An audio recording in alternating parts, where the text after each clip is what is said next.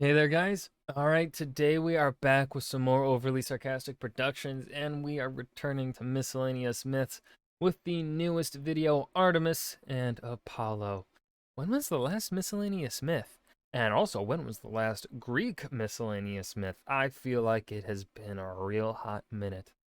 Before I dive in, make sure you go and check out the links in the description box below. I would love to join Discord and follow me over at Twitch, as well as go and check out the gaming channel where I am just uploading old Twitch VODs. Old. I usually upload them about a couple weeks after they originally were live streamed. And I've been on posting Twitch clips to YouTube Shorts. Some funny stuff to watch, maybe. I think they're funny.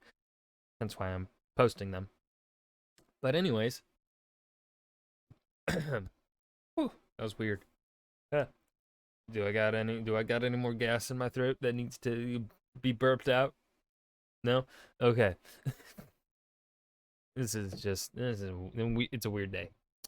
Anyways, I don't think I have anything else to say at the beginning of the video. Let's just fucking dive right into the siblings here. In the field of mythology in general, and Greek mythology specifically, fraternal twins, where one is a boy and the other is a girl, are very unusual. Twins in general aren't. Castor and Pollux, Helen and Clytemnestra, Heracles and Iphicles. If you get late enough in the myth cycle, you even get Romulus and Remus when Rome rolls into town. But fraternal twins of different genders are quite rare, not just in Greek mythology, but in mythology overall. You do get Freyr and Freya over in Norse mythology, but in general, the identical twins far outnumber them. Even in the pantheons that share hypothetical Proto-Indo-European roots with Greek mythology, the only twins we really run into are identical. The Ashvins in Hinduism and their twin sons Nakula and Sahadeva, Lugalira and Mislamta-Ea in Babylon, the Dioscuri in Greece. The always identical divine twins are even a reconstructed Proto-Indo-European god archetype, so take that with as many grains of salt as you want. But the bottom line is, mythology in that slice of the world is loaded with identical god twins and very sparse in the fraternal god twin department. In the mortal cases, Greek mythology is fond of having twins where only one of them has a divine parent, but in the case of twin gods, they are almost always all the way identical and function basically as two copies of the same guy. Which brings us to a perhaps rather obvious line of inquiry: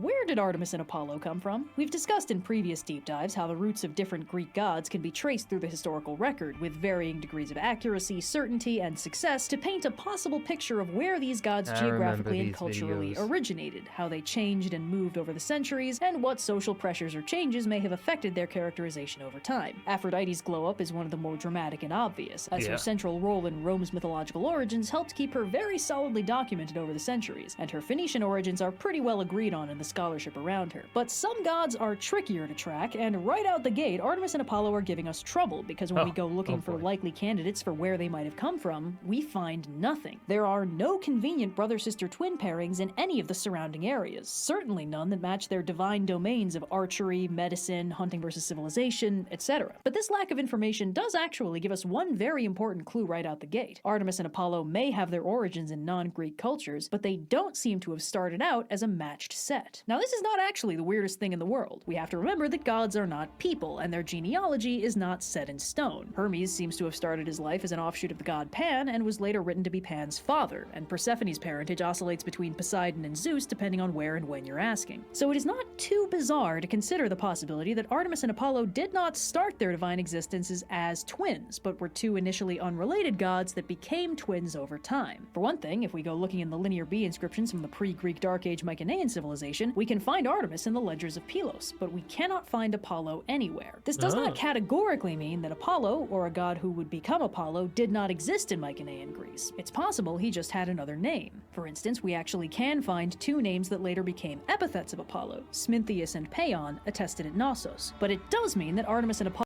She is throwing so much information out so quickly, it's hard to keep up right now. Apollo were not at this point two of a pair. Their names or epithets aren't listed in the same areas, and it's not even clear She is very smart, and I am not. If Apollo exists yet, while Artemis's worship was solid enough that it has an actual archaeological record to back it up, with artifacts from as far back as the Greek Dark Age found at the temple to Artemis Orthia in Sparta. Again, a lack of information gives us information. With Artemis attested in Linear B, we can Found in the tablets at Pylos, Atimito, pretty solidly assume she was a Mycenaean god, and if she has foreign origins earlier than that, we don't really have a chance of figuring out what they are. But Apollo's absence is interesting, and suggests he might have a more far-flung origin. This is potentially supported by the fact that— dear God. Etymology unknown, but Plato's Cratylus suggested the following. That word, to destroy. That other word, washing. That other word, to set free. That other word, always shooting. That other word, simple. that the etymology of his name is uncertain, and there's no obvious Greek root for what it means, though apella has been suggested, which would mean wall or fence or place where people gather, which could potentially match up with his role as a god of civilization in contrast with Artemis's stewardship of the wild, but it's disputed and possibly nonsense, so who knows. So there is still a pretty hard limit to how much information we can get from no information. Now, while Apollo's place of origin isn't known, it is interesting that he has an awful lot of myths about coming to Greece from somewhere else, most of which are discussed in his Homeric hymn. To start with, he and Artemis are Enjoying your Mediterranean grand tour? Why don't you come on down here and find out? born on the comparatively far-flung island of Delos because Hera used her goddess powers to forbid their mother Leto from giving birth anywhere closer to home, giving a plausible mythological reason for why Apollo would have had to join the pantheon late and from somewhere else. Reinforcing that theme, in You guys aren't mad, right? I foresee the property values rising. Cool. Delphi, Apollo's major cult center, he was mostly revered for slaying and usurping the Python, described in the hymn as a monstrous dragon and the offspring of Typhon. So in broad strokes, Apollo is born outside of Greece, comes to Delphi, seizes control of Python's place of divine power, and takes his place as the local god. That looks like an analogy for a new god rolling up in the neighborhood and finding his niche in the pantheon, by force if necessary. The hymn also describes Apollo I'm thinking pillars over there, statue over here. Maybe a few more pillars for flavor. wandering the world for a while, looking for the perfect place to establish his center of worship, and at one point abducting a crew of Cretan sailors to be his worshippers. We'll get more into this later, but it paints a picture about how the Greeks might have thought of Apollo by the roughly 500s BCE, which is when the Homeric hymn to Apollo was supposedly written. They seem to have thought of him as a well-established and broadly well-respected deity who, nonetheless, came to Greece a little bit late in the game. But we're getting ahead of ourselves. Let's stick to the timeline and see what we can find that way. After the Greek Dark Ages, the first big source we have on hand is, of course, Homer's Iliad and Odyssey, and lucky for us, Artemis and Apollo are major players in the Iliad. But interestingly, they're both firmly on the antagonistic and non-Achaean Trojan side. Now admittedly, so is Zeus, so this doesn't mean the Trojan-favoring gods were automatically being framed as foreign, scary bad guy gods or anything, but they were on the same side as Aphrodite. I just can't get good Tyrian purple around here. Wow. That is so weird. Who we know was a Phoenician import god, still kinda getting her legs under her, and Ares, a god Who's ready for some murder? Well, I mean, technically, if you want to be, humanity doesn't consider it murder when it's war. That's just death. War. Killing. Not murder. the Greeks seem to have generally disliked. And the way these two are characterized in the story is a little odd when you compare it to their later portrayals. Not everything is weird. A lot of their very consistent character traits are established. While they aren't explicitly Artemis, great huntress, patroness of wild beasts, kills Niobe's daughters. Archer queen, unleashed the Caledonian boar. Gets absolutely spanked by Hera.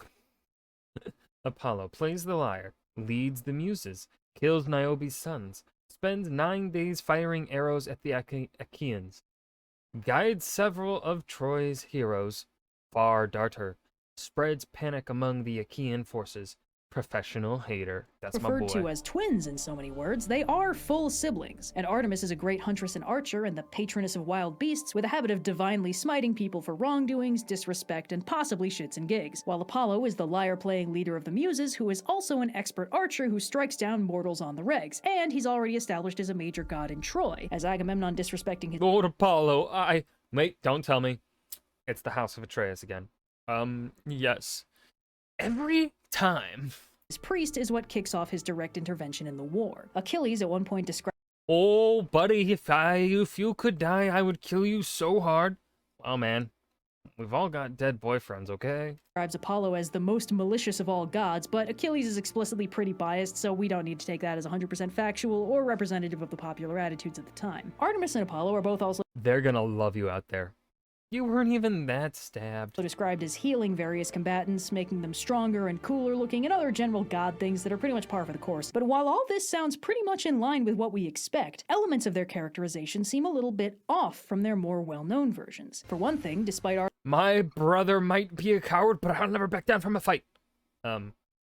Artemis? Artemis being described as a powerful hunter goddess and the mistress of wild beasts, when the gods square up to fight each other, Hera literally beats the crap out of her with her own bow and sends her crying to Zeus. This doesn't really line up with her strong and wrathful goddess of the wilds thing, though in fairness, My husband lets you get away with anything, but you are not queen. Artemis might be suffering from the Worf effect, especially since Hera is the most powerful goddess in the pantheon, and this scene specifically is dedicated to proving that, and more broadly to proving why the gods don't fight each other directly. But while Artemis is literally spanked and sent crying home to daddy, Apollo is portrayed a little more respectfully. He's still framed as a bit of a terrifying dread god, but he's also smart enough to Sure you don't want to go a few rounds?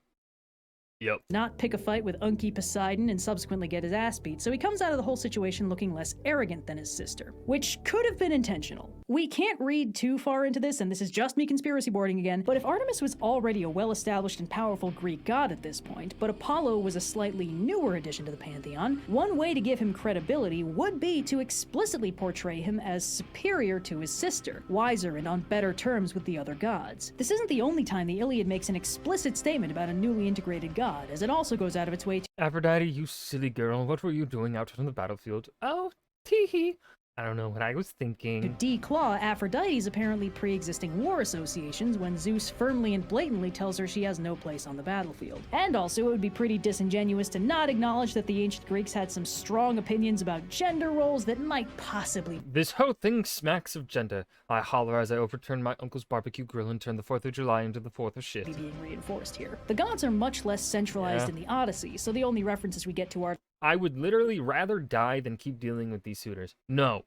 Aw. Artemis and Apollo are distant and reverent rather than personal godly exploits, and the main theme is that they seem to be credited with causing sudden, unexpected deaths with their divine arrows. Again, not their most friendly look. One common interpretation of this is that Artemis and Apollo's arrows represent illness and corresponding sudden death, which would make this an early instance of their incidental association with medicine. When a god is in charge of killing you in a specific way, you might pray to them specifically to not do that. Another important player referenced in the Iliad is Artemis and Apollo's mother Leto, who is, like her children, on the Trojan side of the conflict. During the big god fight, The pain! What a flawlessly executed full Nelson!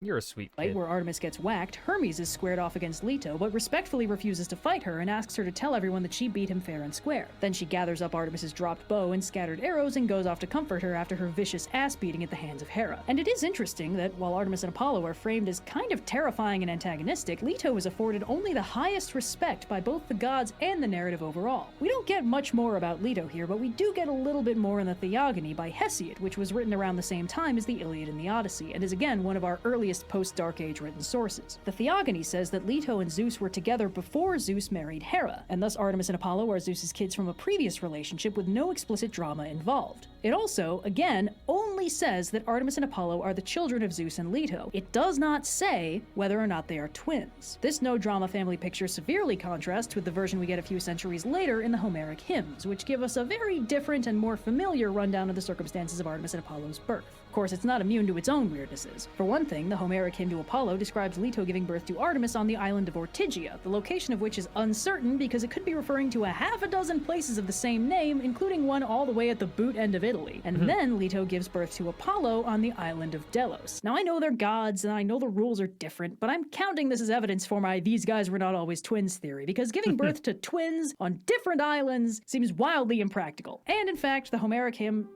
Meanwhile, the rich tressed graces and cheerful seasons dance with Harmonia and Hebe and Aphrodite, daughter of Zeus, holding each other by the wrist.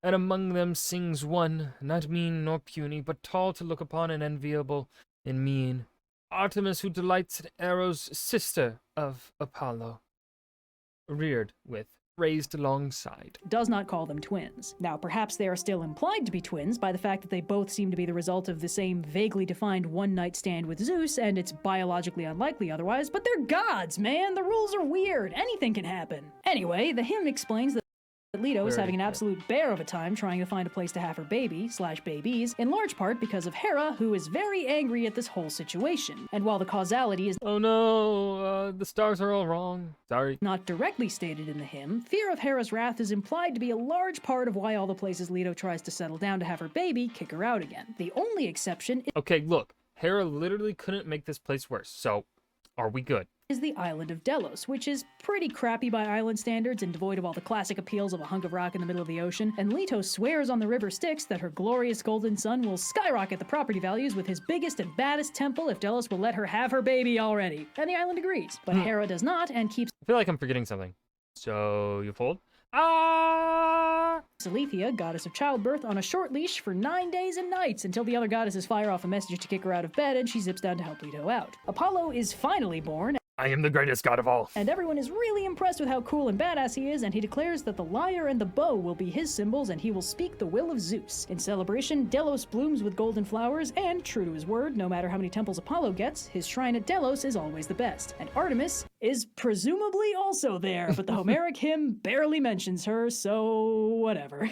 The hymn to Pythian Apollo goes into more detail about some of the shenanigans Apollo gets up to, and the singer recounts a short list of some of Apollo's many lovers before settling on the story of how Apollo found the perfect place to sit his oracle. After a very scenic Mediterranean grand tour, he settles on the area of Crissa, lays out the foundations for his temple, and then casually scoots over to a nearby So, you wish to challenge me? spring currently populated by a terrible dragon, Python, and kills it, gaining the epithet Pythian and naming My hubris! the place Pytho in one fell swoop. Then, of course, Apollo decides his fancy temple needs people to work at it, spots a nearby trading ship from Crete, and decides those are just the guys he needs. Obviously looking to win first place in the Simple Solution Olympics, he turns himself into a dolphin and launches himself onto the deck of the ship, furiously shaking and rattling the boat whenever they try and throw him off, so they have no choice but to leave him flopped on the deck while he summons the winds to steer them way off course. When they finally go to ground near Crissa, Welcome to your new home. You're welcome. Apollo zips off the ship, gets the temple all shiny for the new visitors, and strolls out in all his glory to give them the good news. To honor his heroic exploit of kidnapping a ship full of sailors while shaped like a dolphin, the area is given the name Delphi. The Homeric hymns to Artemis are a lot shorter and a lot less morally whack somehow. They mostly praise her prodigious hunting skill, her virginity, and how she loves nothing more than racing through the mountains, firing arrows in every direction, except when she wants to unwind, when she scoots back to Delphi to party with her brother and the Muses to sing about how they're the greatest gods in the entire pantheon. Hubris. It's okay when the gods do it. Now, it's worth noting that at this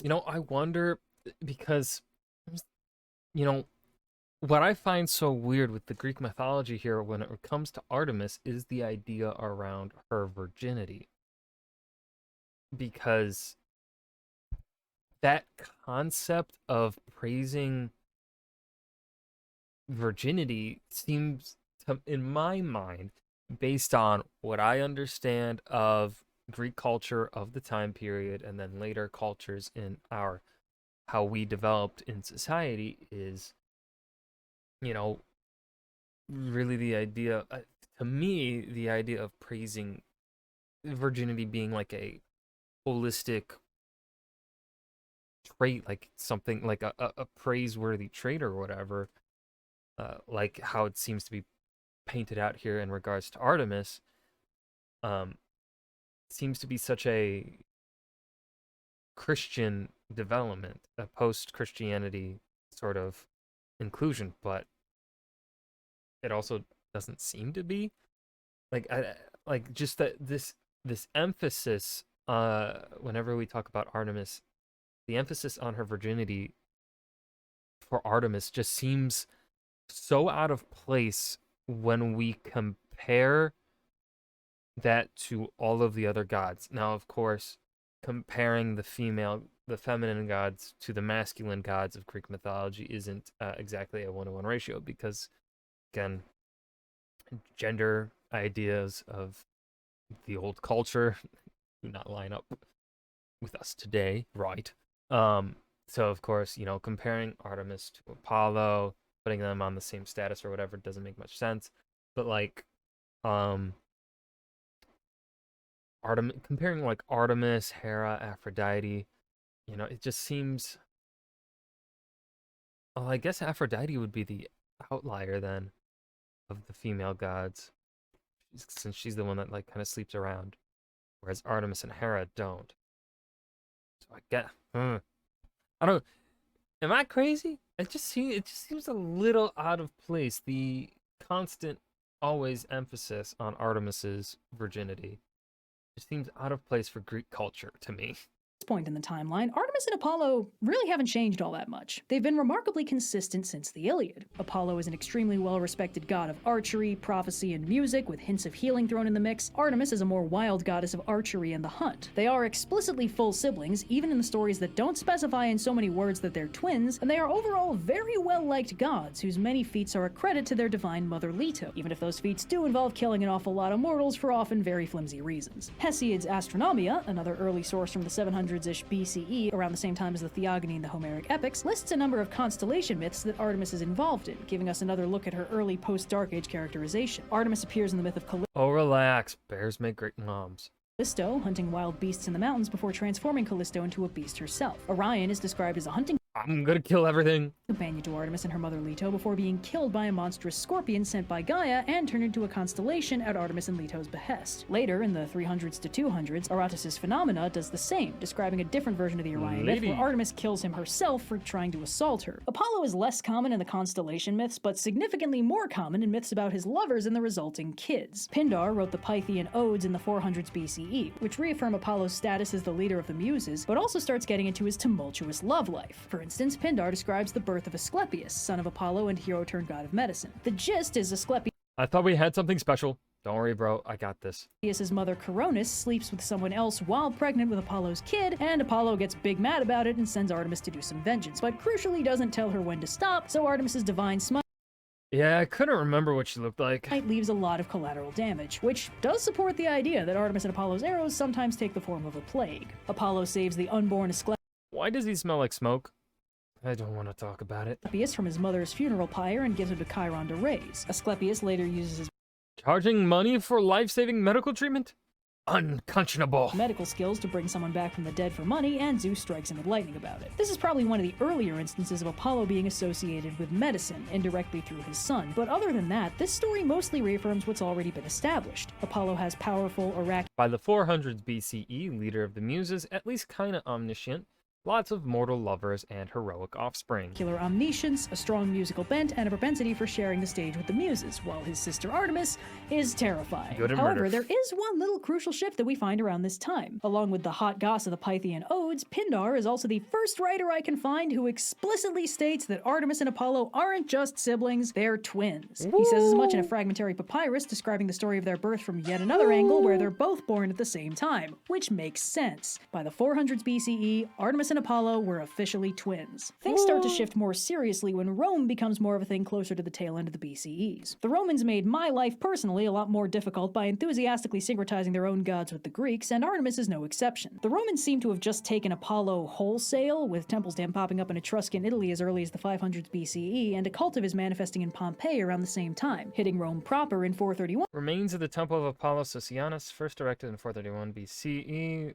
to honor Apollo after a plague struck in 433, restored a few times since. BCE with a temple dedicated to his healing aspect. And the fact that Apollo evidently didn't already have a similar Roman equivalent knocking around is pretty solid evidence for the idea that he's a quite late addition to the region, which is most likely why he's the only major Greek god whose name remains unchanged by the syncretism. But when it came to Artemis, they did have a deity they could conflate her with, their own hunting goddess Diana. Around 200 BCE, the Roman poet Ennius listed the 12 major Roman gods in his Annales poem, now preserved only in fragments, and two of them are Apollo and Diana. A couple centuries later, Virgil gives us a much better preserved text in the Aeneid, and name drops the twins' Roman Diana, chaste, leader of nymphs, powerful archer, sacred, wild places, groves, and lakes. editions on the regular. Virgil describes Diana as chaste, accompanied by similarly chaste followers, and majestically leading a dance of nymphs while armed with her trusty quiver. In short, Virgil's description of Diana lines up very well with the Homeric hymn's description of Artemis, right up until it doesn't. When Three-faced triple deity, trivia,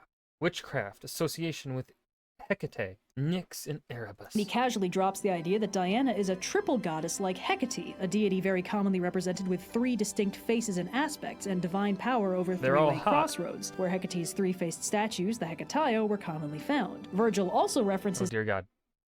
Latin. Stant ere circum et crinis effusa sacerdos ter centum tonat or deus. I'm gonna give up on that. English, John Dryden translation. And now the sacred altars placed around the priestesses, enters with her hair unbound, and thrice invokes the powers below the ground. Night, Erebus, and Chaos she proclaims, and threefold Hecate with her 100 names, and 3 Dianas next she sprinkles round. Is Diana alongside Night, Erebus, Chaos, and other extremely witchy gods in the context of Dido doing some very spooky magic, and he references her in brief retelling.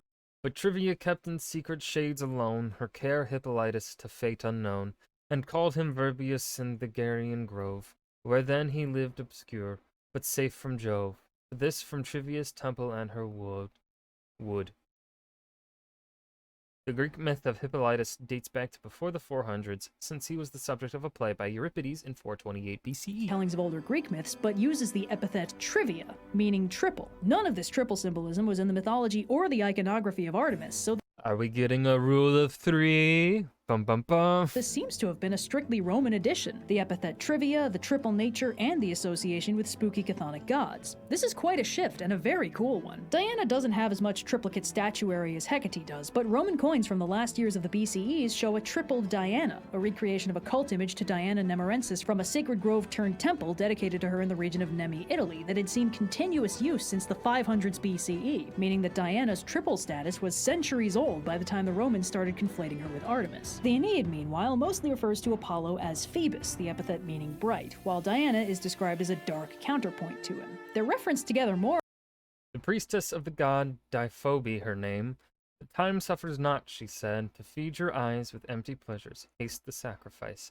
7 bullocks yet unyoked for Phoebus choose, and for Diana 7 unspotted ewes. More often than not, and Aeneas is at one point urged to do a sacrifice to each of them, reinforcing their characterization as a matched set. But there's one part of their characterization you might have noticed we haven't found yet, and that is their astronomical side. After all, Apollo is famously a god of the sun and Artemis of the moon, but we've gone through more than 800 years of myths without even a hint of their most iconic symbolism. So when and where did that crop up? Well, surprisingly late. It doesn't come up at all in the pre-Roman myths, even in the places where it would make sense to bring it up, like the various constellation myths Apollo and Artemis are wrapped up in, where their celestial counterparts would be very easy to loop into the narrative. The first clear evidence we have of the connection is as late as 45 BCE, when Cicero's Nature of the Gods says outright that Diana is the goddess of the moon, while Apollo is the god of the sun, and further links Diana's moon association with pregnancy and childbirth, something that's been in Artemis's extended purview since the early myths, where in some versions she assisted in her own twin brother's delivery, which is a hell of a visual. It's a nice connection that lines up well with their divine domains, so it makes sense that it would catch on, but it also makes sense why it wouldn't have been a thing before the Romans started mashing gods together, because there were already Greek gods of the sun and moon, Helios and Selene, referenced as early as the Theogony alongside their sister Eos, goddess of the dawn. Helios turns up in the Odyssey, and Selene and Helios are the subjects of their own Homeric myths, meaning they were clearly distinct deities for a while. The sun and moon are probably some of the easiest natural phenomena to assign gods to, so it's not too much of a stretch to assume that Helios and Selene are some of the oldest gods in the pantheon, or even the pre-Greek theoretical Proto-Indo-European pantheon scholars like fist-fighting each other about. But when Rome rolled up, with their habit of syncretizing gods left and right, the similarly and yet very different fraternal twins, Apollo with his bright associations and Diana with her dark wild ones, must have made very tempting targets for just a little more divine conflation to give them command over nature's own similar and yet very different celestial phenomena. By the time of Cicero, Apollo is solidly the god of the sun, and Artemis/Diana is the goddess of the moon.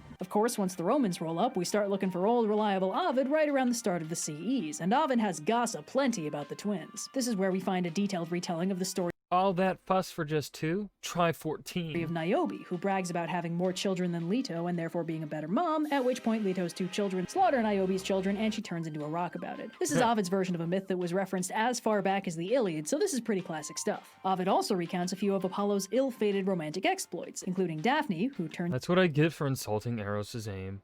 Nice work, asshole. into a tree to escape him, and Hyacinthus, Okay, for the record, this time I did literally nothing wrong. who's into the relationship and then dies anyway. Meanwhile, Artemis, or Diana, is less of a major player and is instead portrayed as a bit of a distant force of nature. For instance, she sends a massive boar to ravage Calydon when its king fails to honor her with the other gods. And this appears to be her default method of conflict resolution / conflict escalation, because according to some footnotes, there are versions where Diana also sends a boar to kill Adonis because Ares, or Mars, was jealous of how much attention Aphrodite, or Venus, was giving him, which is honestly kind of a bro move on Artemis's part. Ovid's version of the myth of Callisto How do you do, fellow maidens?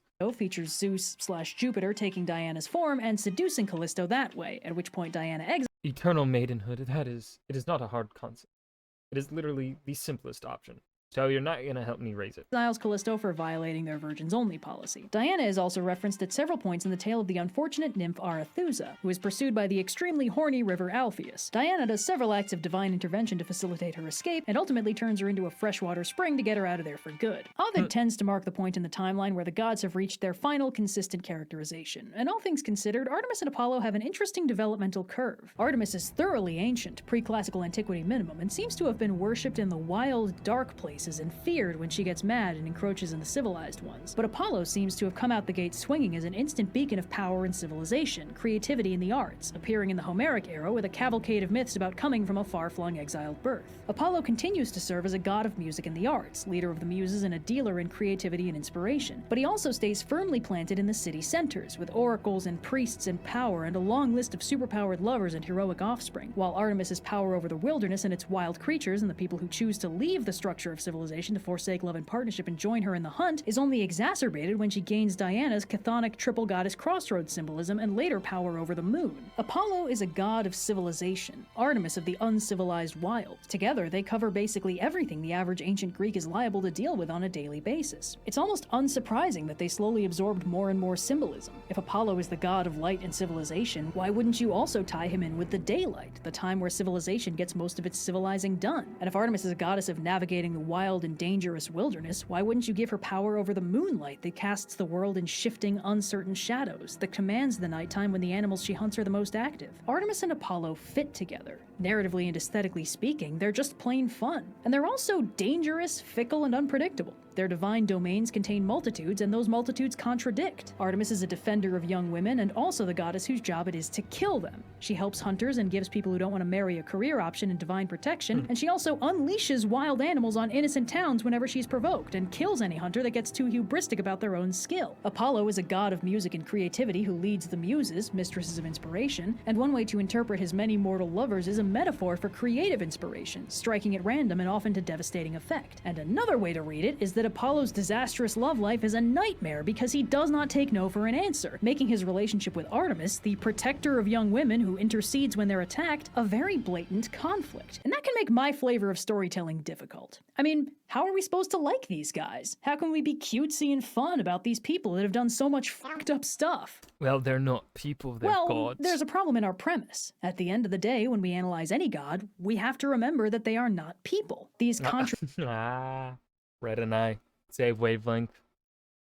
Brainwave. Whatever.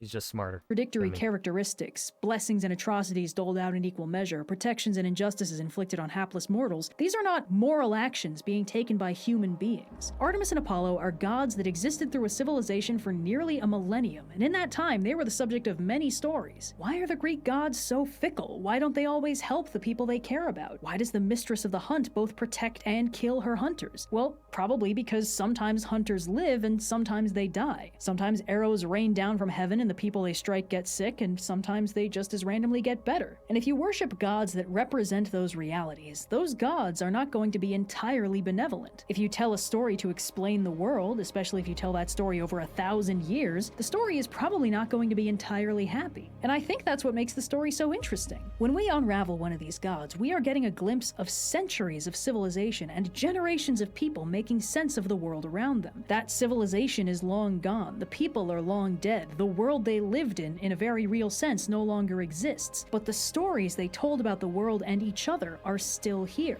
And two of those stories happen to be named Artemis and Apollo.